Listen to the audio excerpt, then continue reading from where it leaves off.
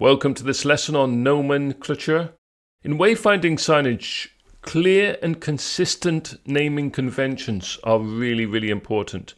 Nomenclature refers to the naming system used for signs. And while some of the examples I give might not seem so important, they might seem like small variations of names. They do make a difference. Consistency does make a real difference in wayfinding signage. So inconsistent or unclear names can confuse users, they can cause stress, and it reduces the effectiveness of the overall signs system. So I've created a table here that you can see on screen, and I've given some examples. So let's just go through those. So let's imagine that we're using an airport. We're naming an airport. I like airports in the example, so I hope that's okay. And let's use my name, Simmons. So let's call it Simmons International Airport. Now, if you're going to call it Simmons International Airport, you would not then use the name Simmons Airport, Simmons Regional Airport, or Simmons International Airport. You need consistency. And this is going to be on the large signage at the entrance to the airport, but this name that you would keep consistent would also be used on your marketing literature, on your website. So you want consistency everywhere for this name, for this naming convention. With air transport, this is another example, car rental office. So you wouldn't call it car hire office. You do not call it car rental returns.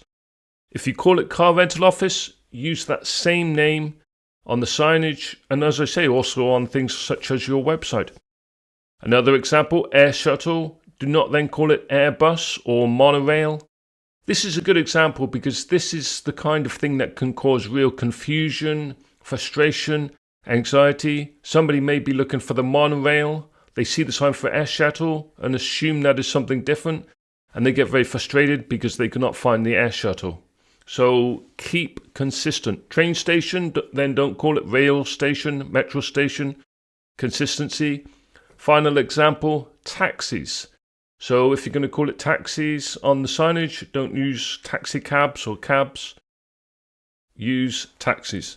So let me just go to the next slide and give you some final tips on nomenclature. So 4 tips.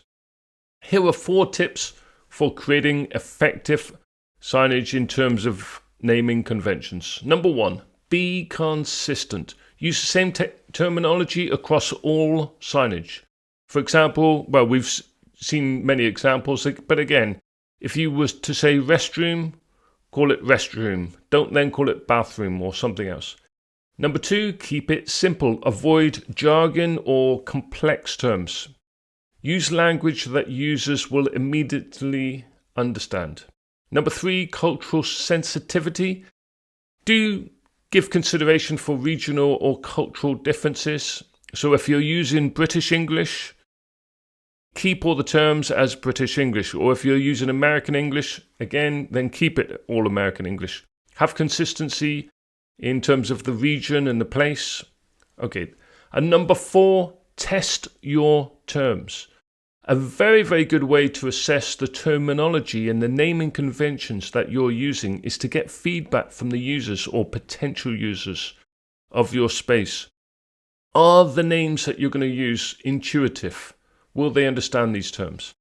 So effective nomenclature helps you to lay the foundation for a clear and consistent wayfinding system. Okay, that's good.